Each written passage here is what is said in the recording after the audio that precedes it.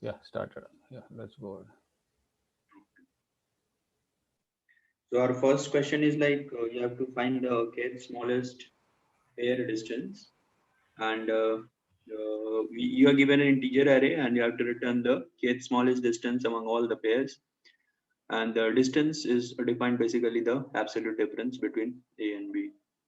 So here, if you see, the possible distance are what, 1 minus 3. I mean, these three, 202, right? And out of that, the first smallest is this one, 0. So the they have returned it as 0. And some of the constraints are like at least two numbers you'll have, and this and num of I will go to 100,000, I think. Yeah.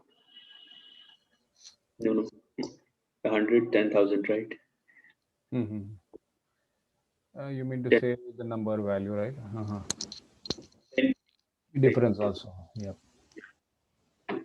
And yeah, and k will lie between this n into n minus 1, whatever. Yeah.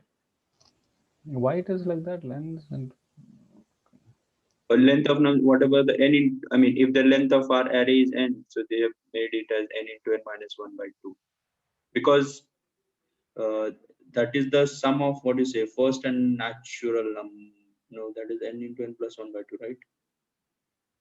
yeah, but it will be one lesser than that. Yeah. Uh, so yeah, if we take differences, it is going to be one number less, right? Something like that. Mhm.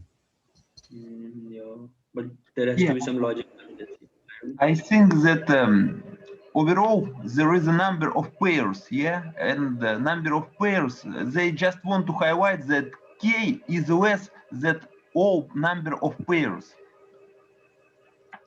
Mhm. Come again, like Yeah, I mean, how many pairs can we do? Like n okay, okay, squared, yeah, and nc2 nc2, yeah, yeah, yeah. yeah, they just want to highlight that k is less than all number of pairs, yeah. Mhm. Okay. Yeah. Makes sense. Right. Yeah. Thank you. So, how do we go about a brute force way? Brute force, like generate all the possible pairs nc2, right, and then check, put it in some heap. No, I mean, if brute force it is, don't put it in a heap, put it in some list and sort it, and then just check get smallest, or go to Okay. that particular index and pick it from there. Or you can, yeah, a slightly optimization would be Hmm. create an array Okay. of that size which has that constraint, like it is about 10 raised to 6, that Hmm. big array, Yeah. right? And then you initialize that to value 0, and then you go on actually making pairs. So whenever you find a difference, to go to that location in that array and then increment a count, correct? So that Yeah. would be one way to do it. Yeah, And like then, hash map, yeah. sorry, Nick, yeah, good. Like hash map, yeah. I tried such approach. Yeah, like hash map difference and number, and we count how many times we have such difference. Yeah. So you are saying you used some hash map, right? Yeah, as you said, I calculate difference and I tried to calculate how many times I had this difference in pairs. Right, right. That makes sense. If you have a hash map, you reduce the space also, correct? Yeah, that is true. And you don't have to traverse all the way. Makes sense. So in that case, it will have a better time complexity. Right, yeah. So Okay. yeah, So how the hash map? I didn't get the hash map idea. I think the difference is two. Two will be the key, and how many such pairs are there, he'll put it as a list. I mean, I see. Okay, okay, thanks. Yeah, so like I can, is it, Nick, do you want to share? If you want, yeah, I can share, but I have not passed test because of time limit. Yeah, if you're interested in solution which have not passed all tests, let me share a screen. Yeah. sure, sure. Go ahead. Okay. How come it's not possible to pass? It should, right? Uh, Okay, sorry, let's sorry. go to that solution. Yeah, your solution. Yeah, I created hash map, and I also created priority queue. Mhm. Yeah, Okay. and I make it pairs, and before add to priority queue, before I check it if it's in map, in my hash map. So I make all pairs. Yeah, I traverse from 0 to n, and G2 from I plus 1. I Okay. I create distance, check if it's already in map or not. Uh, in map, I always increment count, yeah, but I add to priority queue just once, yeah. Right, right. Yeah, because when I even started, I used just priority queue, yeah, without map, and even in this case, there was not enough memory, yeah, and I started to optimize, and then I just traverse through the priority queue, yeah, and through the map frequency and decrement. Oh, okay. So you're going to the map again to find out what is the size of that particular difference using that size. That Yeah, makes sense. But you could actually use a bit of optimization line number 19. 19. Okay. Yeah, Here. yeah. Instead of having that for loop, you could have reduced k minus is equal to size, right? Okay. Okay. Yeah. So Yeah. you would have avoided this for loop. So these are small things. Maybe it might help you. Because almost a similar solution I have, and it is at least getting accepted by lead code, even though the time is not so good. So this should actually also be able to pass, I would say. Yeah. Uh, Like, Yeah. Thank you very much for advice. I will Yeah. try. I'll just show you the way I did, so you might have some idea about how small optimizations and it might help. Okay. Minus, let me go to this. See, I said I'm using this array with the bigger one. Okay, and setting it to 0, and I'm actually creating all the differences here. Okay, and just incrementing. Okay, so and then I go again in this loop, and idx actually I'm reducing by the distance, whatever that size will be for each and every difference. And then as soon as I come here, if it is greater than or equal to 0, I return k, I return my I, right? So if you look at the time submissions, I'm getting them very bad, right? Okay, so this one, but still it is getting accepted. So in fact your solution will be much better than mine, so that will also work. You could try that, Nick. Yeah, some small optimizations and it will work. Yeah. yeah, Abhishek wanted to say something. Yeah, Abhishek. Yeah. Yes. So since we are using nested loops, the time complexity will become n square. And again, when we are doing extra operations in the loop, that will add again to the time complexity. So this is why some of the solutions of O of n square will pass, where we are doing less operations in the nested loop. But if we are doing any other log n operation in again the nested loops, then in that case, okay, I won't be able to say anything now. Oh, okay. Okay. So he was saying that whenever, because Nick was actually doing the priority queue also, in that will be log n, right? So therefore it adds to the complexity. Okay. Okay. Yeah, makes sense. So yeah, if you do some optimizations there, Nick, and then it will work. You'll have to think something different. Okay, cool. Yeah. Yeah, no problem, Abhishek. Thanks. I think he has some problem with his mic. No, it's okay. Cool. Thank So you. Yeah. how do we optimize it? Yeah, sure.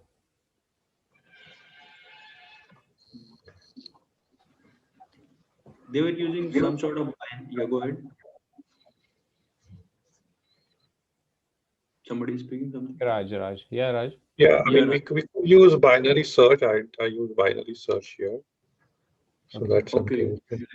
Let's work. So, do you want to share the screen? It will be better, I think. Yeah, sure.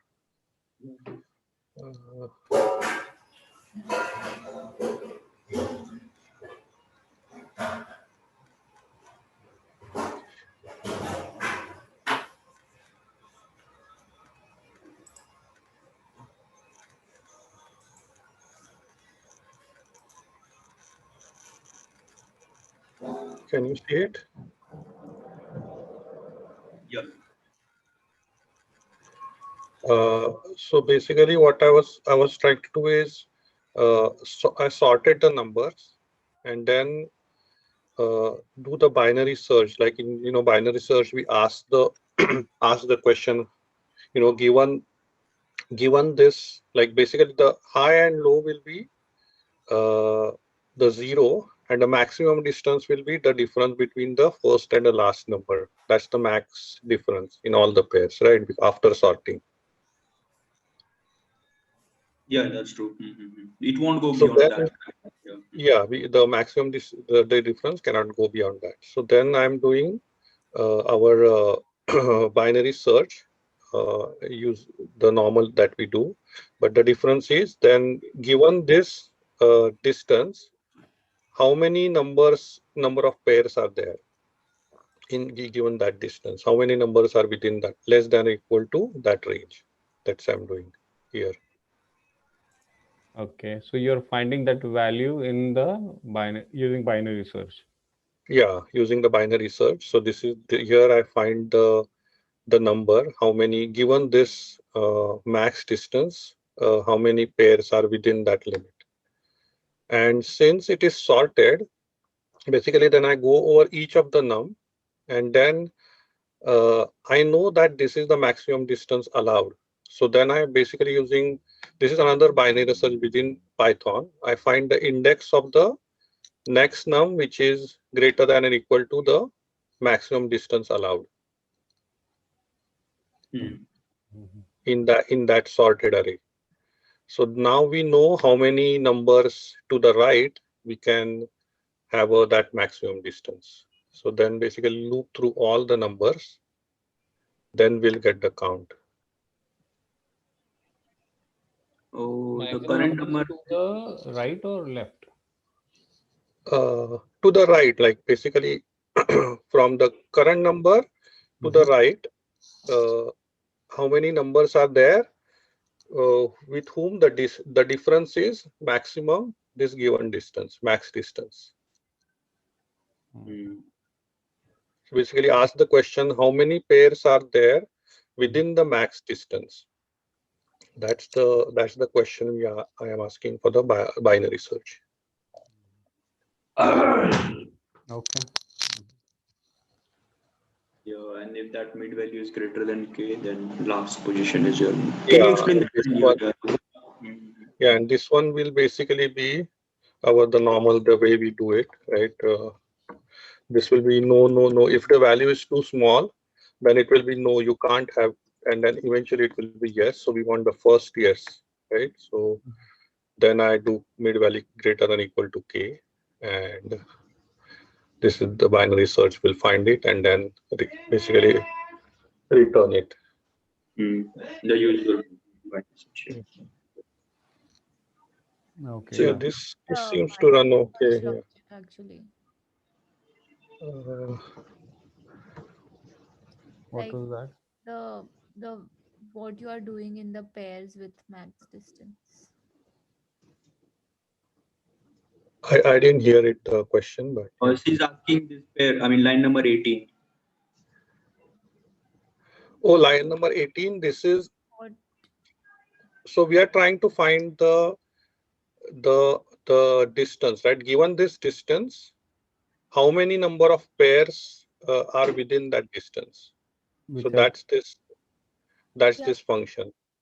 But how are you finding that in the So function? so in the function, our index is sorted, the array is sorted, right? So this is sorted. So basically, go through this. If you have a, there is a, we don't have a bigger thing, but Yeah, we let's can just take 11756 something. 115756, right? So I am sorting it, right? So after sorting, it will be like this. So basically, uh, starting with the current one, then I try to find, let's say the max difference allowed is, currently we are looking for 5, right? So the max distance, I'm trying to find the index of the next index, which is 6 or less. So if it is 6 or less, then up to that many index I can do the maximum distance. If I go 7 minus 1 will be 6, so which will be after our max distance. So that's why I'm adding. So this is the binary search built into Python. Given the array and the value you want to search, and this is the low value for the binary search. So after that index it will search. So basically, I mean, we could do it ourselves, but I just use the Python binary search, where it is in the given array, find the index of the where we will insert this, basically num plus max distance, and after this index. So my current index, after that, where is the position I will insert this guy. So that's why I get the next index. And then this one gives us the number of pairs, which will give Num plus max dist. I could. What is num plus max dist? So in this case, if we go through this, right, if we are going to this first case, num will be 1, right? And max dist I'm passing as 5.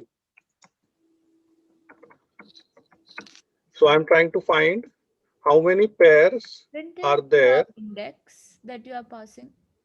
Sorry? Isn't it? Oh, it's the mid value. Okay. Yeah, Yeah, this is the value I'm searching. Yeah, this is the value I'm searching. Yeah. No. So if you It's find that a value, low high is a number. I thought it's a index. Okay. so it's trying to find a number which actually, if you add to the distance, if you find that particular number, so you know that many from that distance, you have all those numbers which are lesser than or equal to the distance, right? What he is searching for. So he's passing the minimum mid value of the minimum and maximum distance, and then adding the number to that distance and trying to find the Yes. actually. Yeah. So Binary search, right? yeah. So think of this way. Once we have this function, right, we can do this linearly. Like we can linearly search and find, like start from 0, 1, 2, 3. We can use this to find which one has k, right? The kth smallest one, right? So to improve on that, we use binary search on top of that, basically. That's why this low high, we know that the number will be between 0 and this maximum number. This is the maximum distance. So then we use the binary search on top of that. So mid is actually the number is passing. I mean, number at that particular mid index. So that next index will be pointing to what? Next index will be pointing. So if we go back to this example, number is 1, max distance I'm looking for 5. So it will be, I'm looking for the value 6, right? So it will point to 0, 1, 2, 3. It will point to here. 0, 1, 2, 3, 4. Next index will be 4. So that's now I know 4 minus 0 and then minus 1. So that's what will give me. So basically there are 3 pairs, right? 1, 1, 1, 5, and 1, 6. Those are the 3 pairs which give us the max distance of 5 from this number, from the first one. Mm-hmm. Yeah. Yeah. Okay. This one bisect basically returns the index where, like, if I were to insert this number, what will be the index be? That's what bisect returns. And there is bisect left and bisect right. So if the number is there already, you could either insert it here, right? 6 you could insert here, like this new 6, or you could insert it to the right. Okay. It's So like in lower this bound. case, we want to the right because we want to include this guy 6. So I'm using this gives, I think, bisect right. There's also bisect left, which gives you the left side for the search. Okay. Mhm. So you're Yeah. using binary search in binary search, and therefore the complexity is much better, right? Yeah. Yeah. Yes. Log n. I mean, he has reduced it to a large extent. Hmm. So n into log n log k, something like that. Log n Yeah. square. Mhm. Yeah. This itself is n log n. This Oh, sorting. we missed it that. Yeah. Yeah. So Yeah, overall, it's n log n will be there, but you still going through the whole loop, right? Yeah. yeah. Here also it's yeah, going through the whole loop, and then again n log n in here to search this guy to the log n, like, yeah, to do this guy. Yeah. Yeah. Yeah. So, but it will be n log n. That is the max we will have. Yeah. Right? Yeah. Yeah. That's Big right. Yeah. open, yeah. Okay. So Yeah. It's, Abhishek was saying line 9 can be reduced to constant time using 2 pointers. But that will be off n. I think it will not optimize. So if you use 2 pointers, yeah, then you will have to traverse, right? This is, I Three. think, better. Log n. so we can do better than this. I mean, did No, you this say in is. the chat? I actually missed it. I think what you are doing is better because if you use 2 pointer, then won't that lead to open? Hmm. It seems to be what you say makes sense because 2 pointer you still have to traverse the at least the half of the length, right? Yeah. Yeah. Okay, no problem. This is good. Yeah. Yeah. Thank Okay. I'll stop sharing. Yeah. you. Yeah. Anyway, someone has better thing. Yeah. Share it. But yeah, this is what I have. Yeah. Yeah, this is good. Yeah, I Okay. have the same thing. Yeah, you want to go ahead, Santosh? No. Yeah, go ahead. The same thing, only like he's using inbuilt bisect and just okay. This part what he was saying. So this is the same what Raj was saying. We are sorting it and then left and right, and you will pass. Enough function is there in which I'll pass the mid, right? Once you pass it, what I'm doing, as long as my I is less than n or j is less than, so this is we are checking as long as nums of j minus nums of I is less than the distance, then you keep on incrementing the j, right? This portion and just difference of j minus same thing what he was using bisect to get directly the index, which I'm doing here linearly.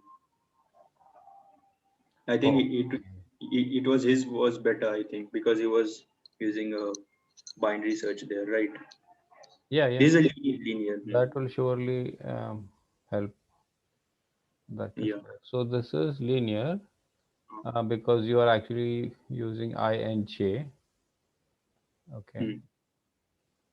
And then I and j are actually the differences because, but both of them you are starting from 0 and then going from left to right, right? Right. Yeah. And then so whenever you actually find a difference on a particular, so imagine this is to be like a matrix, correct? Okay. 2D matrix, because we are using 2 pointer. So whenever you find a difference between these I and j, and your difference is greater than the distance, right? So then Okay. actually you increase your I. So it's like I, if it is working on a row front and J is working on the column front. So you are actually jumping from one row to another. In that case, Yeah. And you're still going in the J, which is column wise in from left to right. Okay, so you are actually moving diagonally in that matrix, some sort of, correct? kind of. Yeah. So it might be like this. Actually, the whole thing, when you come to this particular enough distance, this particular two-pointer approach, you are actually converting this particular problem into a sorted matrix problem. Yeah. That is what you are breaking it down, and then that way we actually search very efficiently in a matrix, right, using two pointers. Approach. Yeah. So two pointers, why I'm saying, because we are using one is the iterating over the column and other is iterating over the row. Yeah. So whenever you are done, you are at a particular column, you don't go back to the column, you keep moving ahead because you know on what row you are. And so from that row index to your current column, whatever you find, those number of elements, the difference between the J and I, so that will be all the numbers which are lesser than or equal to your distance. Here, don't we like take into consideration pairs multiple times? No. We are going one way only, right? I mean, same pair you are saying multiple times. Oh, okay. No. So she is saying that if you are on a single column and then you are incrementing J, so are you not taking the previous pair also into consideration? No. That actually doesn't happen because if you see on line 6, so whenever his nums J minus I is lesser than or equal to distance, he keeps on going in this while loop. Okay, We he keep. doesn't cross that. So he crosses only when actually he knows that it is greater than the distance. So then actually on line number 8, then only he's counting it. So that happens only when he's going to cross one row to the other. So he's not going to count any time more than that. So it's going to be done, it will be done only once. Okay. Yeah, got it. Yeah, this is a two-pointer approach. I think Abhishek was also referring to that. What happened? Did we lose Shashank now?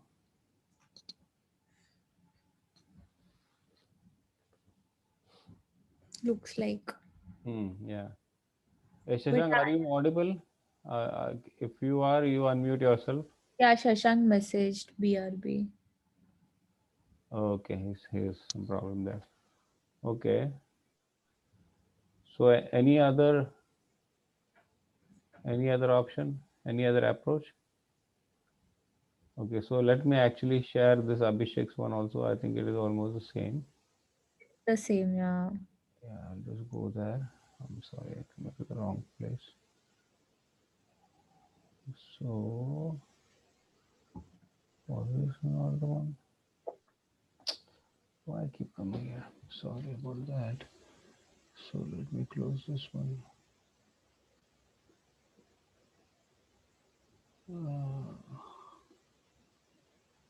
Okay. Yeah, so this is what Abhishek was doing, and Shashank is also almost on the same lines, right? So he is also doing the binary search over here, and then he's going in the solve. This is what Shashank was doing, correct? Almost. So why are we not taking R is equal to mid minus 1? Which one? R is equal to mid. This one? Yeah, the line number 24. Line number 20. Since mid can be a possible value of the answer, this is why don't uh, we don't skip the value of r there or the value of mid there. Otherwise, we need to declare extra answer variable and then assign mid to it. Yeah. So that will be a different way of doing the binary search, right? The template will be different. So here on this case, L is equal to less than or equal to R. That is the way we'll have. And in this line 23, 24, you will have an answer is equal to mid, and then your R could be mid minus 1. right? So that difference, if you make, then this template will change. So this is one different template to do. Okay, so this was the one what they both were actually using it differently. Okay, cool. Any questions on this? So what is the time complexity of this? This is still n log n because of the sorting. And it's not going to increase even if you are doing in the solve, even if you are doing a two-pointer approach, right? Because that will still be n log n. If you consider this as to be log n, and if you go in solve, which is n, so it will be n log n. So both of them will be the same. So therefore, this will actually supersede the sorting part, and therefore it will be n log n. Okay. Oh, sorry. Let me move to the next one. So in that R, what we return is the pair, or what do we return in the answer? This one. Uh, the first So one is distance pair. Do we have to return the pair or its distance? okay, so what we return here, actually we have to return the k value. So when we say k, so it means the kth smallest pair. So we need to return the difference. So wherever our k will be, so in this case, if you see k first smallest pair, if we actually have these three pairs in the first case, so 0 will be our first answer, right? Mm-hmm. So because this is the first smallest difference, k is 1. Had it been k equals 2, then it would be, in that case, it will be 2. So the Okay. difference is 2. So we are actually bucketing all of these in the form of differences. So if you bucket as 0 as one bucket and then 2 as another bucket. So in this first bucket, we'll have count of 1, and the second bucket will have count of 2. So therefore, if k was 1, therefore we just return the difference whatever we got from the first bucket. We just go to the second bucket, only we have k is equal to 2 or k is equal to 3. So then we return 2 in that case. Okay. Okay, so this is done, and then let's move to the next one. Hey Shashank, are you back?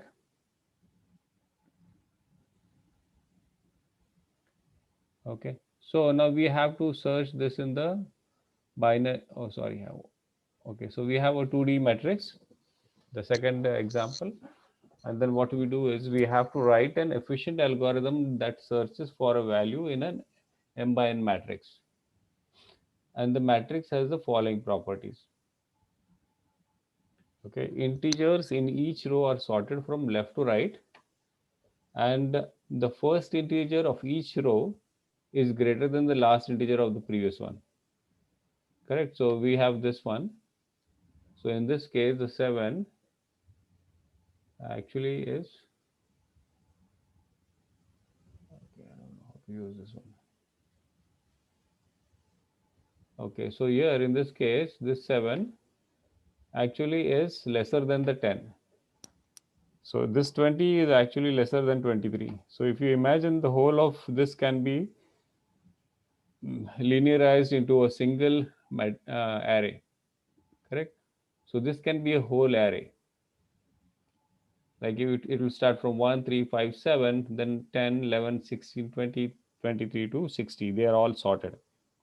So you can assume that if you convert this 2D matrix, you can make a single array out of it without doing anything, and then you can work on it. So what will be the best way to find, so in this case, what do you find? You find the search for a value, right, in this case. So here, if you want to search 3, so what is the best way you do? So this is what you're looking for. And everything is sorted. And in this example, you have another example, you go from here. So you say 7 is again the same. I think both of them are the same examples, right? At least the matrix is same. And then here the target is 13. So the target is not present in this case, so you return false. And in this case, if you find a target, you return true. So this is the matrix length, and this is the size of the columns, size of rows. And then you have mn, and the maximum will be 100, 100 by 100 max. And then the values in this case are going to be negative also, minus 10 raised to 4 or 10 raised to max 10 raised to 4. So, and the target will also be the same. Okay, so how and what are the different approaches anyone would think of? Yeah, I started from binary search by row. So just apply binary search for each row. It's not an optimum, but just like a brute force. Okay. Okay, so you're saying that you go first row and then do a binary search and find if the target is present. If it's not, then move to the next row. Yeah. Yeah, okay. That is perfect. Or else what? If Also, I mean, if we start from the top right, Mhm. which is 7, Mhm. then we take a call whether to move to the left, like in the same row, or down. So you start with 7 and then you see 3. So your 3 is less than the 7. So you decide to move to the left. So you reach to 5. Uh-huh.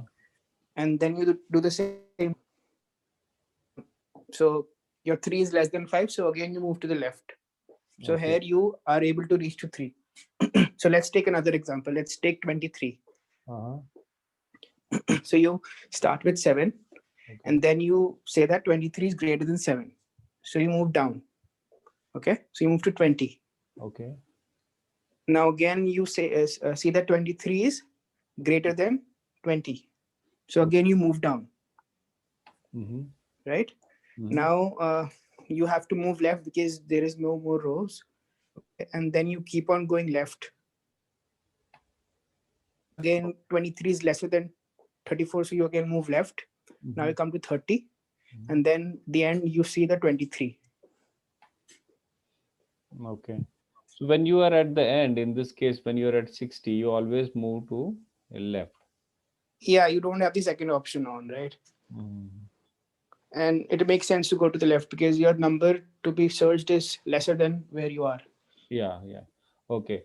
So whenever your number to search is greater than your current number where you are, you always go down, right? Yeah. And if it is lesser than the search number at cell what you are, you move to the left.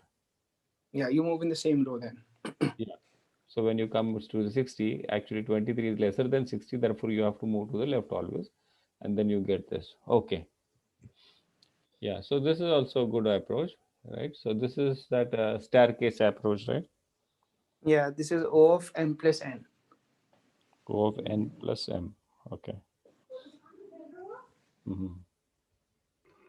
Yeah, so this is also almost a linear approach. Yeah. Yeah, there can be one more, right? Where you translate your 1D matrix to the cell in a 2D matrix by doing that thing, index by column. That gives you the row index and index modulo column. Okay, so get you to the convert the whole of this into a single array. Yeah, I'm just thinking if that would work or not. Because you know, right? The upper bound, which is 0, and the lower bound. Sorry, the lower bound would be 0, and the upper bound would be m into n. Right. So here it would be 0, and how many elements do you have? 12. Okay. Right. Zero. Basically, my search space is 1 to 60. That's what I'm saying. So okay, you have your lower bound is 0 and the upper bound is we have 12 elements, right? So the maximum index would be 11, right? So you do this 0 plus 11 by 2, that gives you 5. So you convert this index to a 2D index. So that would be 5 by 4 and 5 modulo 4, which is 1, 1, right? So that makes you reach at 11. Okay. 5 modulo 4. Okay. I cannot annotate, so I'm just speaking No only. problem. Yeah, sure. So this is the way you're saying, right? This will be 1, okay, and this also will be 1 in this case. So it Yeah, will right. come to 1, 1, and Mhm. in that case, so 1, 1 Which is will 11. 11, okay. So that value will be Yeah. 11. Yeah. So this the element to be searched is less than. So again, the normal binary search, you have to change your high to mid, Yeah, or so mid minus upper 1 would will be also work. 11 or 10, you say. Okay. Not 11. 5 minus 1. Okay, 4. Mid is 5, right? Yeah. Yeah. Right. Now you search between 0 to 4. So Mhm. that gives you 2. Now converting this 2 to the 2D indices, that would be 2 divided by 4, which is 0, and 2 modulo 4, which is 2. So you search for this cell, which is 0, 2. 0 and 2. That Okay. is 3. Sorry, 5. 5, yeah. Okay. So now you are Yeah, on then the 5. same thing. Okay. So 5 will be, so again, you actually change your upper, right? In this case also. Yeah. Okay. So then upper will be, in this case, 2 minus Upper 1. would be 1. Okay. And then lower is 0. So now your mid will be 1. Mid would be 0, right? Yeah. Yeah. And then again, you look for the same thing. So your, again, both of them X and Y will be still 0 in this case. Mhm. Okay. Then you look for the mid, which is 1, and it is not. Okay. And then you so on and so forth, you compare this value. In this case, it will be 1. Okay. So this Yeah. value Now will, you increase your lower. yeah, we'll have to increase the lower. So lower will be something like 1 in this case. Yeah. And upper is also 1. So your mid will be, if it is equal to, then the mid will be 1. 1 only. Yeah, So and that then, would give us the 3, 0, 1, the yeah. indexes. So we will be able to return 3. So this is normal binary search and it will work. Yeah. You are taking the division and mod by the total number of rows? Columns. Columns. Yeah, columns, because you can't take the rows because you are going through the rows one by one. Because, yeah. So rows actually, they don't come into consideration when we are doing this modulo, right? We don't need them Yeah, because because it's whenever a, we get, yeah. Yeah. yeah, so the lower and upper actually give the count, so that is enough.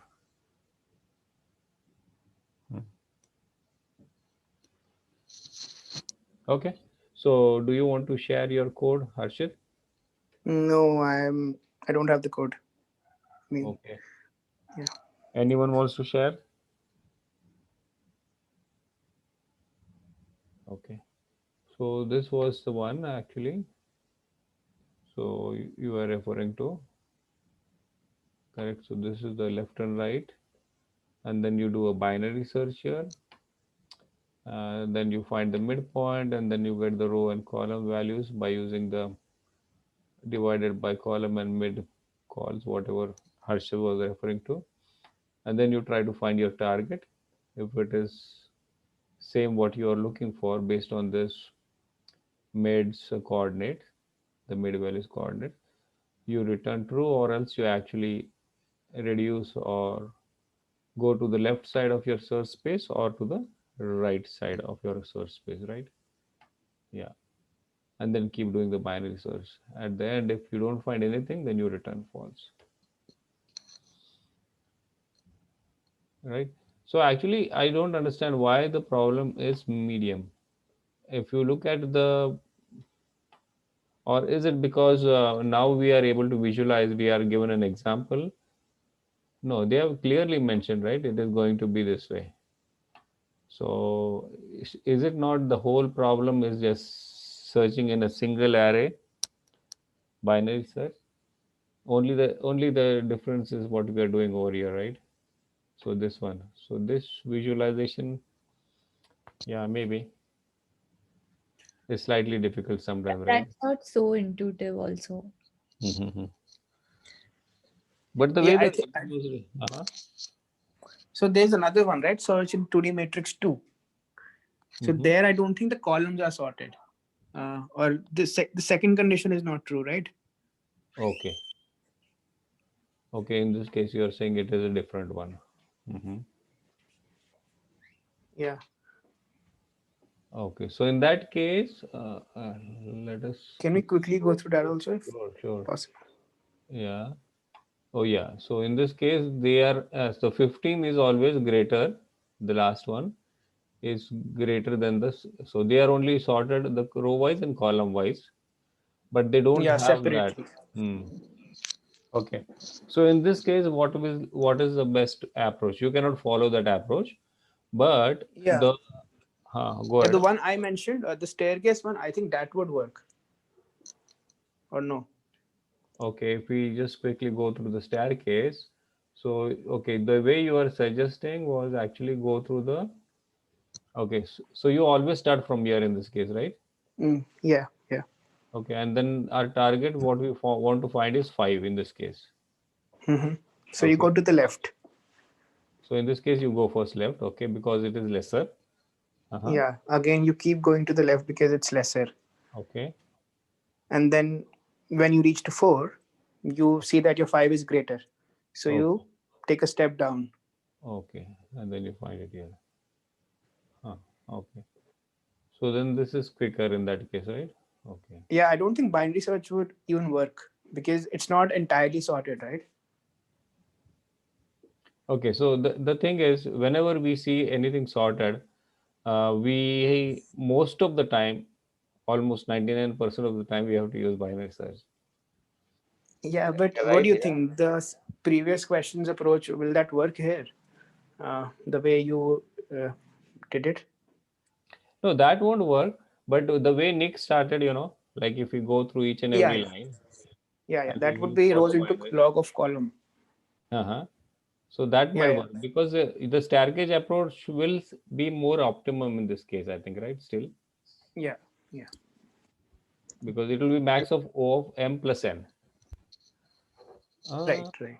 Yeah, but if you look for the way he was saying, that will be rows into column, log column. So then it will be more better, no? Next one. Uh-huh. But you have a log factor, no, multiplied. Okay, yeah. So that will be okay. It won't be a fraction always, right? It's going to be more than that. Makes sense. So that will be okay. Yeah, Raj, you had some question. No, I mean, I was saying I solved it with binary search, but yeah. Okay, This is the second one. Can you display that? The second one or the first one? The second one, this one. Okay. 2. Okay, let's go through that. No issues. Okay, I can quickly show it.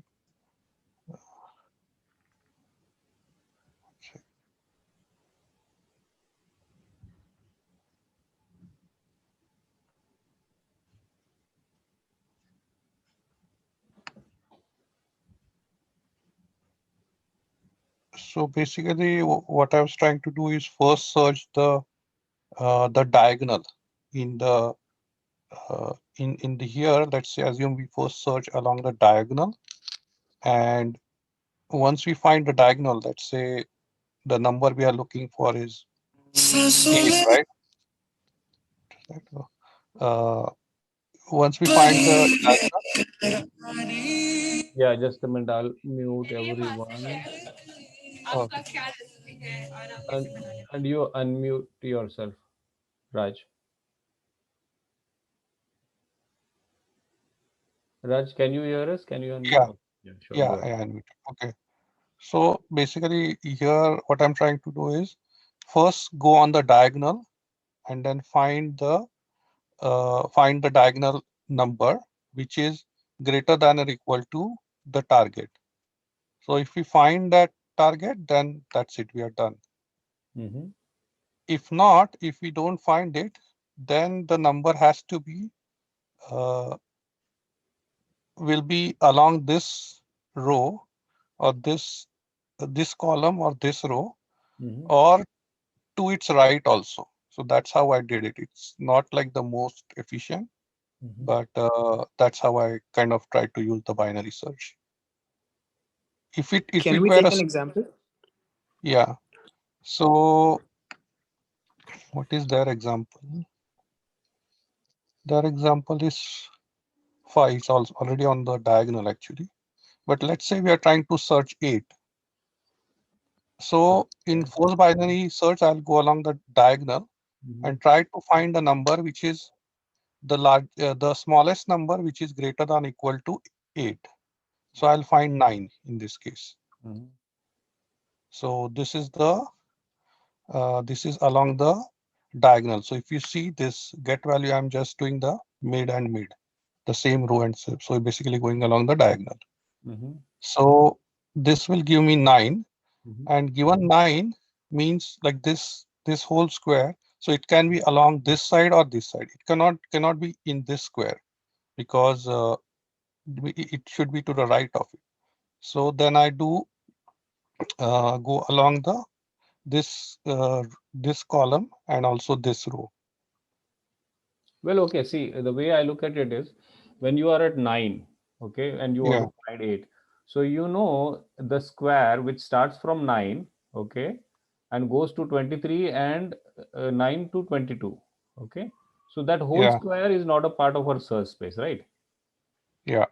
And also when you go cross that, so 5 actually is going to be lesser than our 8, right? So even the 2 to 5 and 5 to 4, that square is also not a part of our search space. So what is remaining is on the top and the actually right. So which starts from 7, 8, that space, and 1 will be your left bottom. Yeah. So only these two squares again you have to search in the same diagonal fashion what you are doing, right? Yeah. That's one approach. I did it slightly. Maybe mine is not that efficient, but yeah, I think what you're saying is better. Yeah. Okay. So how do you switch diagonals? Let's say we're looking for 12. Okay. So then my first diagonal would give me the mid as 9, right? Or something else. Okay, if it is 12, then it will be yeah. Go 17. Ahead. 17 will be there. Yeah. How? I'm looking for the smallest number greater than or equal to 12 on the target on the diagonal. Okay, and your diagonal is just 1, 5, 9, 17, 30. Yeah. Okay. So you come to 17. Yeah. Okay. And then now, yeah. I mean, my approach, I can tell. Then I was trying to search in this vertical side, and then this horizontal, like basically what Santosh. Yeah. And then basically then continue to the other side also. We have to continue basically what Santosh was saying. If you can't find here, then we have to search 18, 21, 23. And can you see my cursor? Cursor is not available. Yes, I can see it. Yeah. Okay. Hello. So can you take the target as 15 and then check if your solution works or not? Target as 15. Yeah, so target as 15, then again it will be 17, right? So it won't find here and it won't find here. That's where then I'm also searching for to the right also. So it won't find here. Then I go to the right side of the column and again do binary search on this guy. Right or left? Because you're looking for 15, right? It is smaller than 17. When he goes on the 17 top. To the right, because the left, this 1 to 9 will never have 15. Yeah. The only possibility is to the right. Yeah. And but top right and bottom left, like left bottom. Yeah, bottom left also. How do you decide which part to move on? Like the right part or the bottom part? I think both you have to do. Both I'm doing, yeah. You cannot both avoid them, right? Yeah.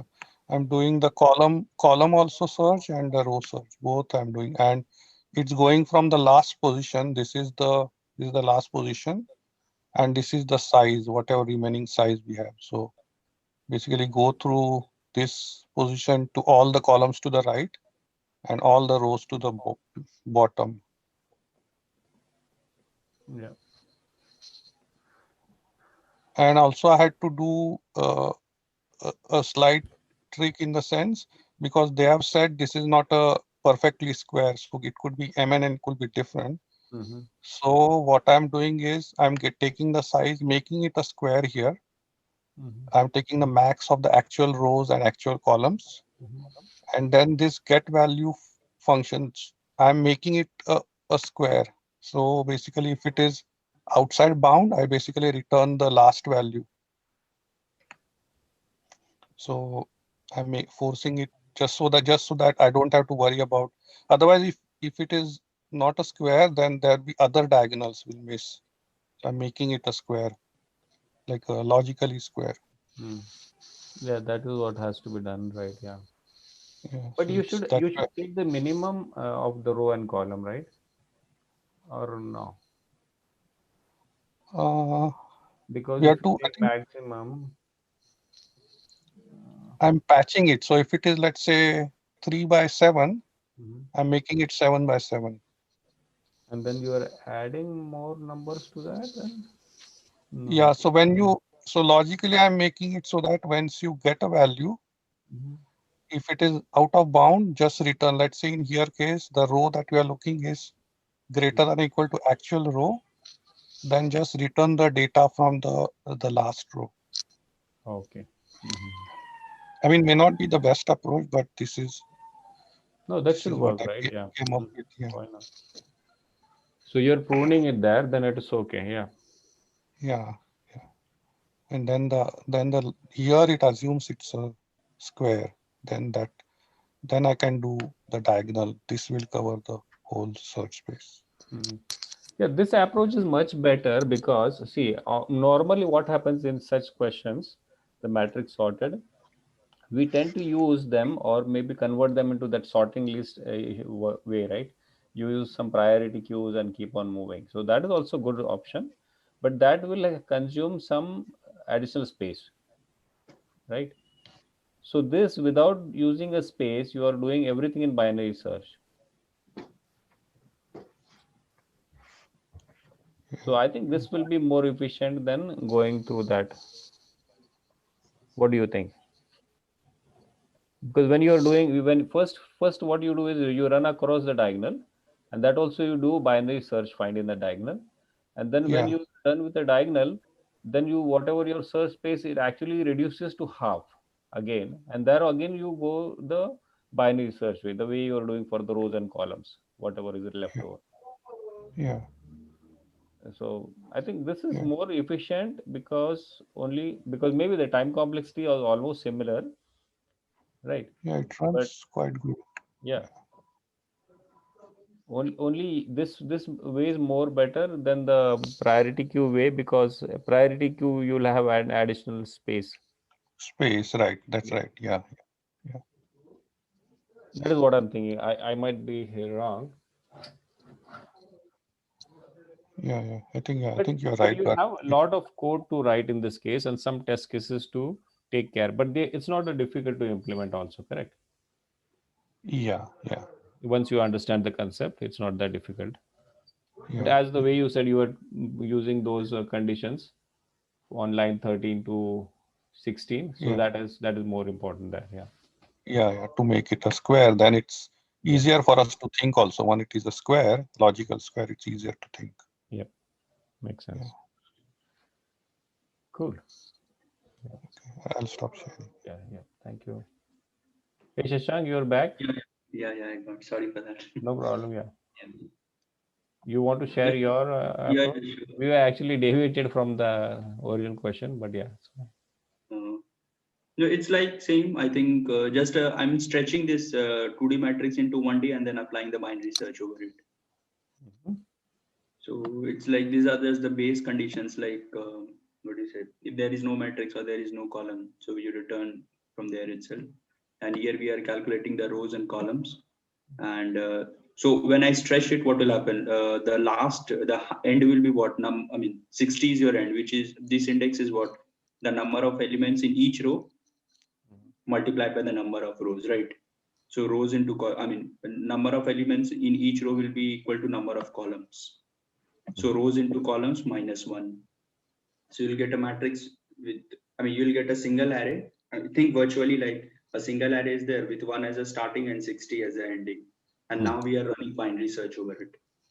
So this is just, I'm taking the mid, and this is the way to get the, what you say, because mid by calls you do. Calls is the number of elements in every row. So if I have to get the row, then I need to divide by the calls, right?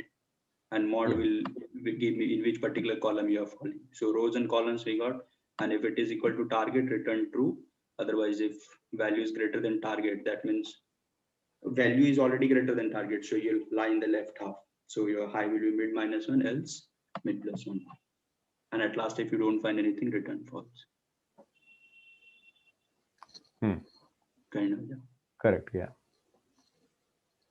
This is the best approach for this one. And yeah, Harshit was also saying you can use the staircase approach, but this can be done in log of n, so this will be good, Yeah. right? Yeah. Mhm. I will share my real quick if you have to. Stop it. Yeah.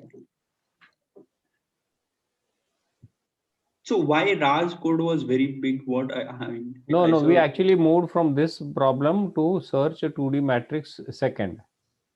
Oh, that's why. Yeah, because that's only sorted on rows and columns. Correct? Yeah. Yeah. That's why I thought code is very big. No, we just deviated from this problem. Yeah. Okay. So basically, so if Can you this increase is- your font size, Ajay, please? well, I actually tried to find out. Oh, okay. Actually, it has a command. Okay, yeah, that works. It is fine, Santosh. Yeah, it's fine. Yeah, perfect. Yeah. All right. So finding, let's see the matrix. If we see matrix, if I run for any index, any element, let's say 11 in here, if I search first just the rows and run the binary search, I will be able to know where it lies just seeing by the mid. And once I get the mid, that only array is the linear binary search. So basically, if we split it down, we do a linear binary search on the rows, and then we find that that row, and then we go along the column for the binary search. So if we go with this idea, it will drill down to this code. So of course, first row and the last row, first to last row, I am going my binary search, finding the mid, case one. If this is where I am picking up which row it lies. So it finds out using binary search inside. I see the mid. By seeing the mid, I see that element is greater than or equal to the matrix mid 0 and matrix size -1. Yeah. So after that, I take that row and pass it to the binary search also. That takes care of this. If at all, then again the same story of binary search. The second case, left holds the value, R right holds the value. Accordingly, you will change R, RL. So this can be, so basically binary search, what I am trying to say is binary search is the basic binary search we can implement and just with 4 lines more. Okay, so you are actually going in the row also and then doing a binary search. Okay. Both is on row as well as columns. Column. So he's taking advantage. This will work only both rows and columns are sorted. Otherwise, it won't. I think. Yes. Yeah. Yeah. And for this only, we are not talking about the second one. This example says that it is that way sorted. Right. So this will work. I think it will work for the problem 2 also, right? But yeah, with the modification. Yeah. Yeah. Okay. And what is the end condition is comparing always mid and? 0. Oh, okay. So in this case, he is actually looking in a particular row, comparing the element with the end. Okay, then only is going inside it. So if you have the target within that range, then only you go and do a binary search, or else it doesn't make sense, right? Otherwise, it will not work.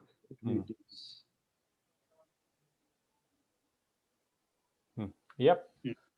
So this is a good approach. Yeah. Thank you. Yeah. Thank you. Yeah. Yeah, then we can move to next.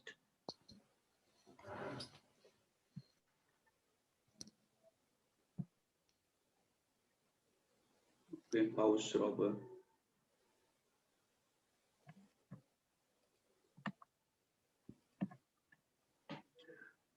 Yeah, so this is like you're a house robber problem. You're a professional robber who is planning to rob the houses along the street, and each house will have certain amount of money stashed.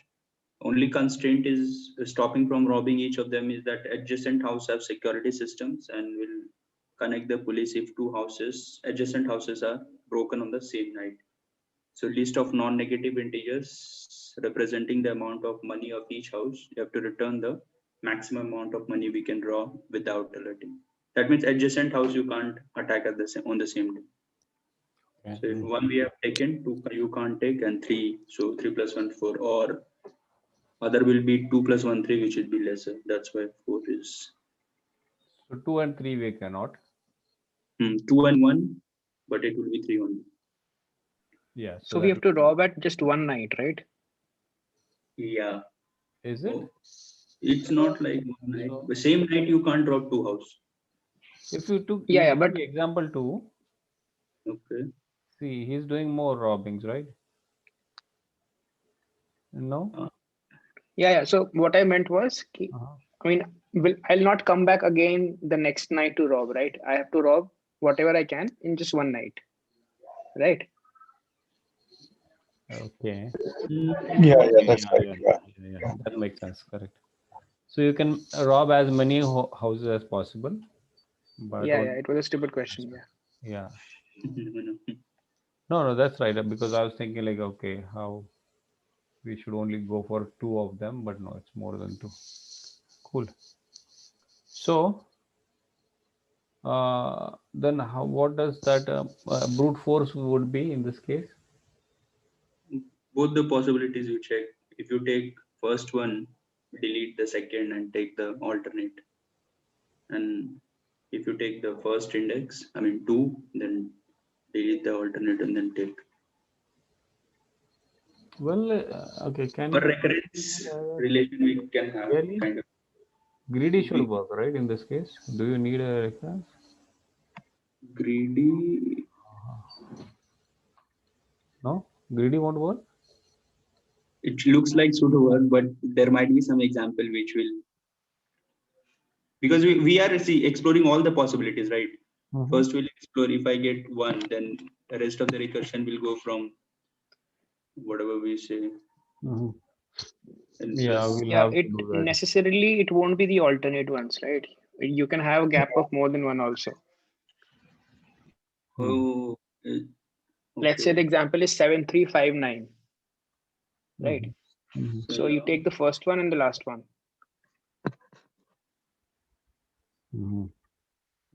Okay. Oh, is it given like that way we can skip? Okay, they haven't made. You just yeah, it shouldn't be adjacent. Otherwise, you can keep any number of gaps. But in this case, is it like if you are at the ends, don't they actually be a circular way, or no? We just ignore that. Oh, 9 and 7, you're saying? Yeah, I mean, I don't think. Let's take I the think question. that's house robber 2. That's house robber. Oh, that's house robber 2. Okay. That question was the second one. Second one. Okay, no problem. Sorry. Yeah. So in this case, we assume we can safely rob 7 and 9. Okay. But we still need a DP approach in this case. The way. Yeah, greedy won't work. Greedy won't work. Yeah, makes sense. Yeah. Okay. So either you pick your house and take the answer from one to the left, like with one gap, or you take what is to your left, immediate left, right? So max of R of I plus dp of I minus 2 or dp of I minus 1. Isn't Yeah. it? Yeah, so DPI will give the max profit till the ith day. Yeah. And then for the ith day, we have two options to choose from. Either I rob on ith day, or I don't rob on ith day, I robbed on I minus 1th day. Yeah. So if I rob on ith day, I can take the profit which I took on I minus 2nd day, and I can add the total profit to the final answer. Right. Yeah.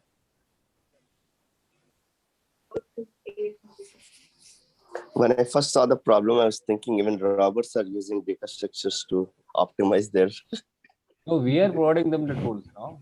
They can do their job efficiently. We are providing them the best opportunity how to rob, which was scary.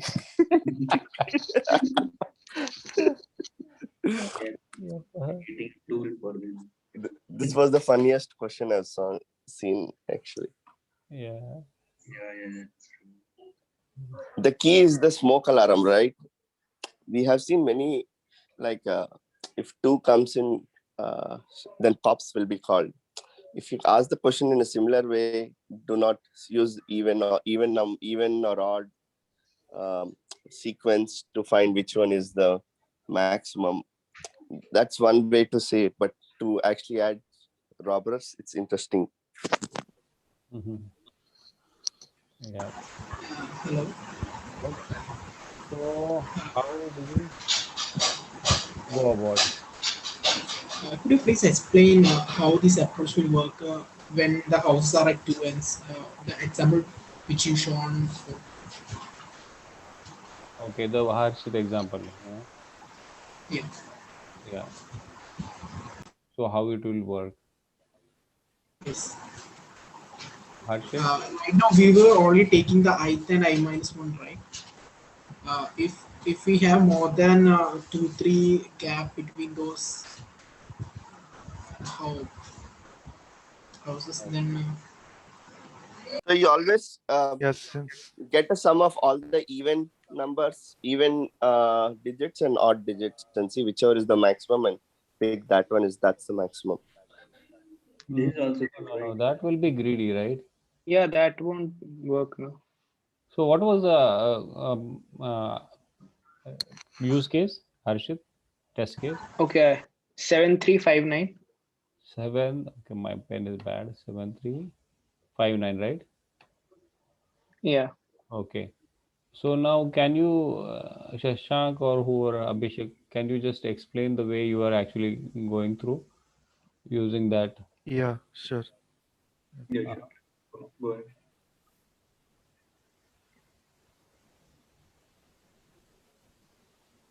Okay, so You can use 7, this. 3, 5, and 9. Uh-huh. So imagine I am at, if there is only one house, then I can just rob that house and that will be my final answer.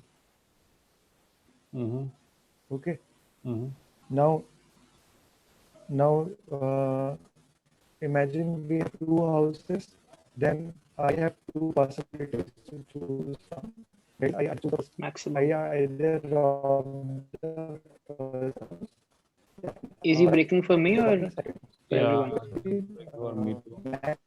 Yeah, he's breaking. Usually it happens to him. Yeah. Okay. Let him complete it. Yeah.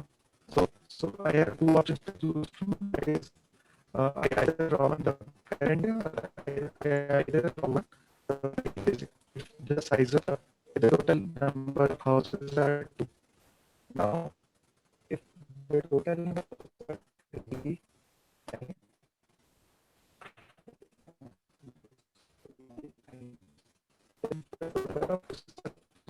then I have 2 options. I is I have second day, that is 2, and if I want second day, third day, then I can also one the I minus 2, which is area of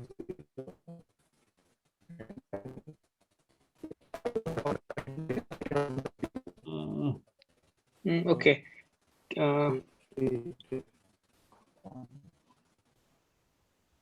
I don't think it's clear.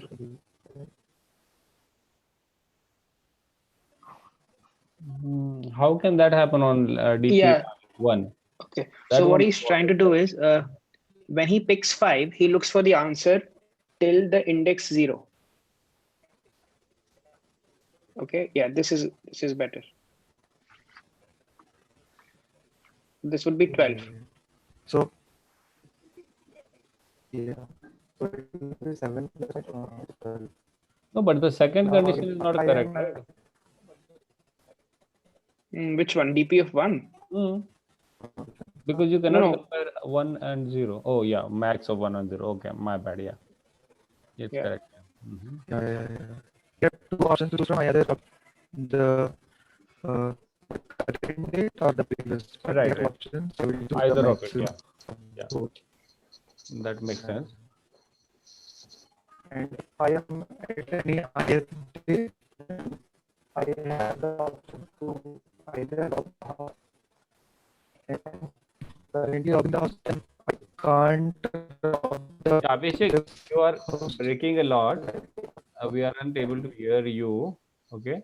Yeah, you just write the formula. Yeah, the last one. Yeah. And Harshit, could you just go through this quickly? Yeah. Cool. So, okay. So now he's at 9, right? Mm-hmm. So if he picks 9, then he would be interested in the answer till 3. Mm-hmm. Right? Which is 7. So that would be 9 plus 7. Mm-hmm. That would be 16. So that is the first option. R of I plus DP of I minus 2. The second option is the answer till 5, which is 12. So hence we choose 16. So greedy won't be the right one, because as we see, it is possible that we skip more than one houses in between. So we have to take both the possibilities. Okay, so if you start from 0, so that is only one option. If you go to 1, you have two options, 0 and 1. Yeah. And then if you come to 5, then you have another two options, the way it is, right? So either you go for the previous one, or you go to this one and the previous to previous. Previous to previous and your current value. Yeah. And then you follow the formula what is written in the lower one. Yeah. So that is the generic formula for all. Yeah. So what is this in house number 2? You're not allowed to take first and last, is it? I don't know. It's like a Imagine ring. it as a circular. Yeah, imagine it as a circular community, and the first and the last house are adjacent. Okay. Okay. So I think to answer Ashwin's question, is it clear now the way Abhishek has? Yes. Yes, thank you.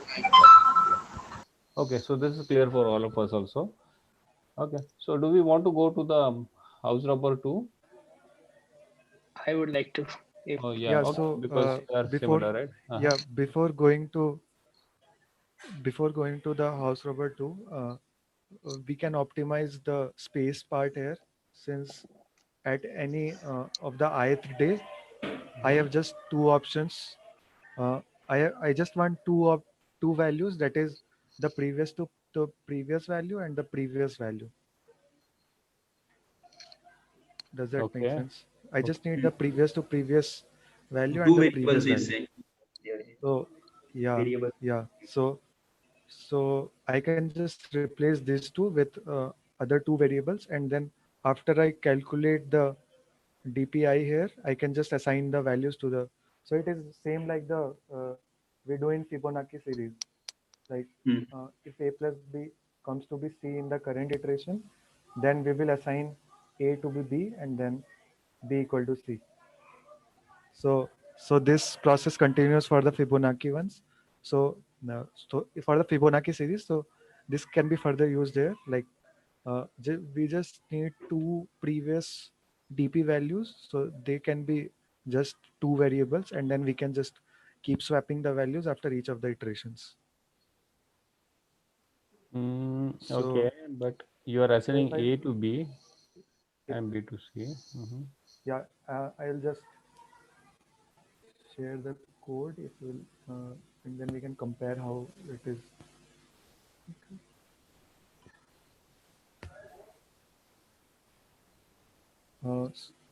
This is the simple DP one where we are declaring the DP array, and then this is the approach which we just saw.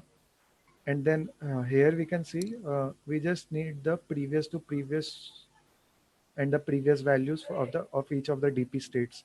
So this is why I just replace DP0 with A and DP of 1 with B. So this B will be just the previous value and A will be the previous to previous values. And for each of the iterations, I am calculating B will be the previous value, A will be the previous to previous, and nums of I is just added to the current value. And after we get the value of C, I just swap the values and then keep doing the iteration, and the final answer will be in the since B will be the last to get the C value, so the final answer will be B. Okay, so you are actually moving A, B. So B will move to A and the fresh value will be assigned to B. Okay. Yeah. The latest value. Okay. Same like we did in the LCS problem, where we just were declaring n cross 2 vector, and then we were swapping the second vector with the first vector after each of the iteration was completed.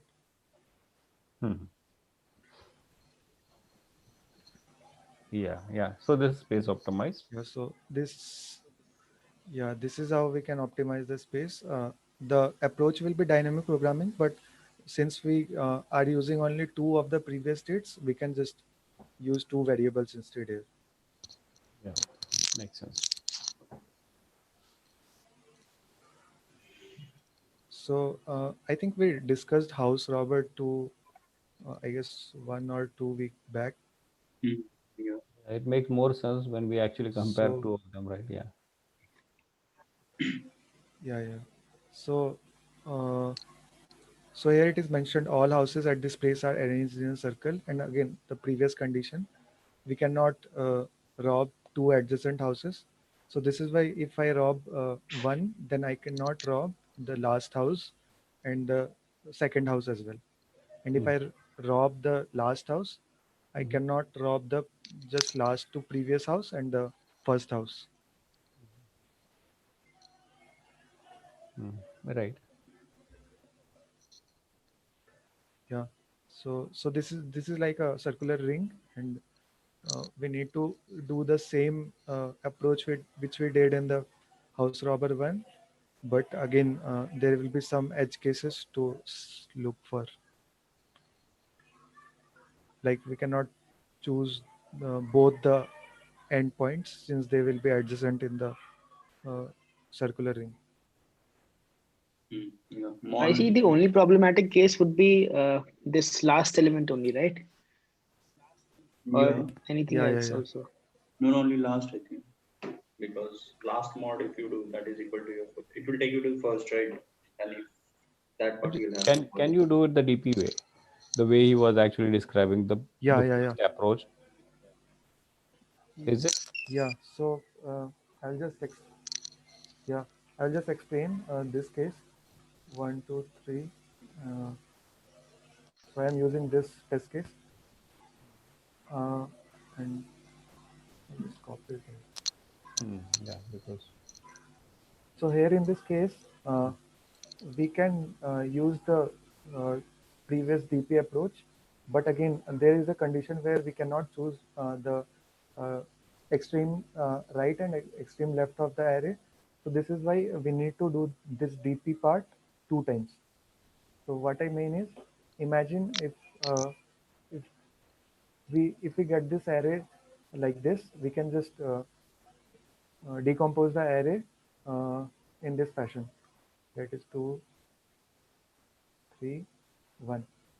Now if we do this approach on this array, and again the same approach on the second array, we will always, and the final answer will be the max of both the approaches. So why I am splitting the arrays in this way, where 0 to n minus 2 and 1 to n minus 1. So this is how I am splitting the arrays. Now, if I choose 0, I cannot choose n minus 1, but I can choose n minus 2 elements. So this is why I did this. If I choose n minus 1, I cannot choose the element at the 0th index. So this is why I did the splitting part from 1. Does So that that make this sense? will work exactly the way we are using for the previous one. Yeah, this Yeah, would be so we fine. just This will work. remove the case. Yeah, so we just remove the case where the extreme right and the extreme left can be the will contribute to the final answer if we do go with this approach. Okay. I am thinking if we just copy this array ahead of the original array, then do the same approach, will it be okay? Yeah, you are saying you create two arrays, Yeah, right? most of the Same arrays.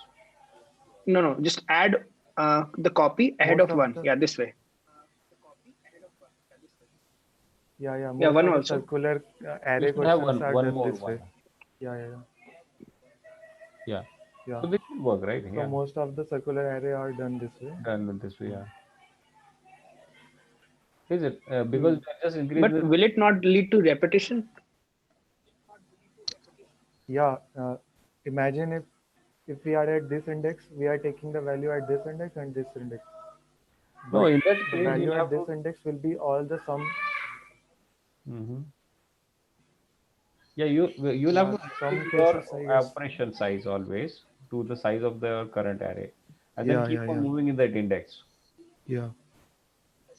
So you'll have to use another for loop on top of that. Yeah, I understand. So that if you use the array straight, it won't work. But there will be another pass to that. So it might be more, right? Almost n square. Yeah, I I don't mean, know you how cannot we do it can straight restrict away. the DP. Yeah. So for the implementation, even when I explained last time, I just did this in a single for loop. So again, I used two DP arrays, but the first DP array will be always from 0th index to n minus 2 index, and the second DP array will always be from the first index to the n minus 1 index. So this is the base conditions where the size can be either 0 and 1, and again for the second one it will be 1 and 2. So I just use this case. Now I will start iterating from 2 and go up to n minus 1, and I will just keep doing the same approach.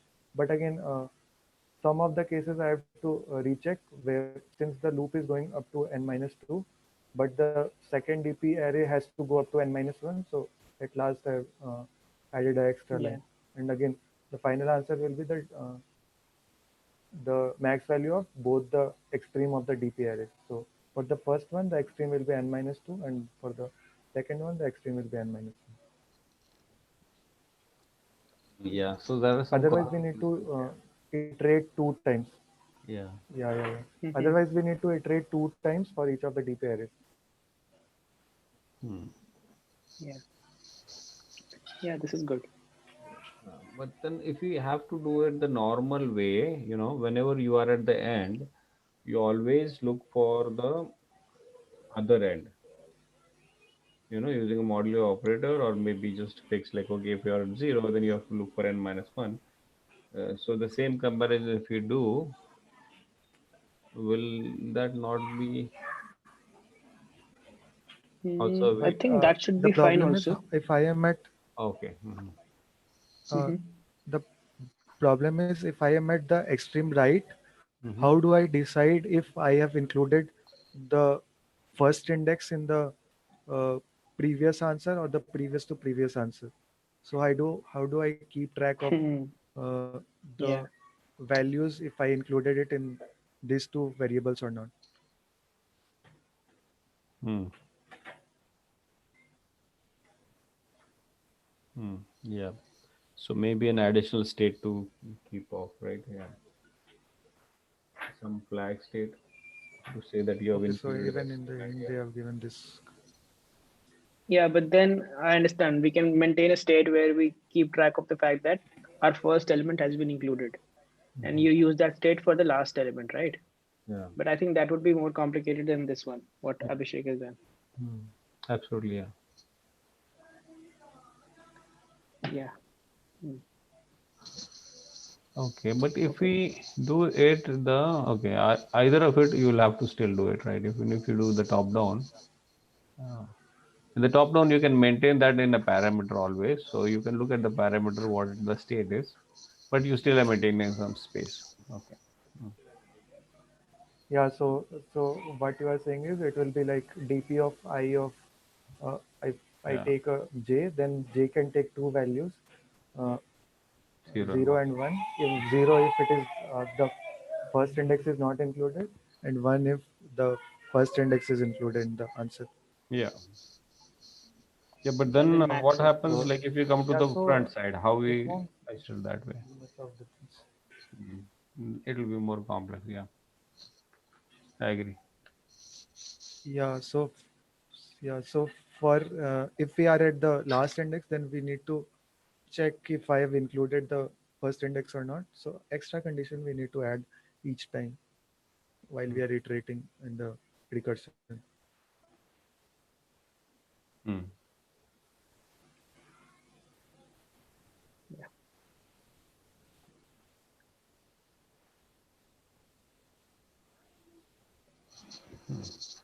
Okay.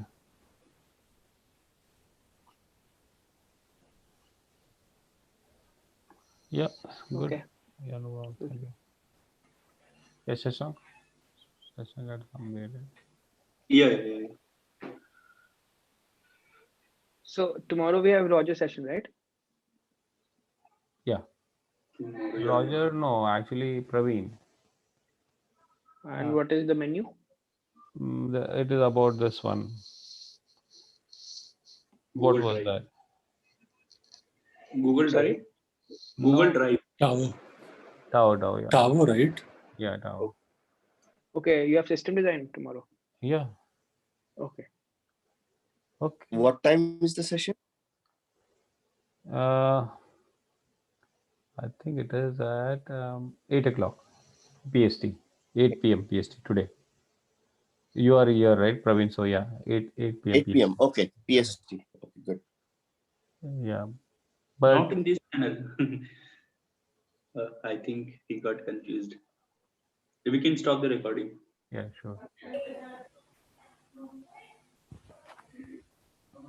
Yeah, for the last question, I was not able to say it at that time. So can I share my approach?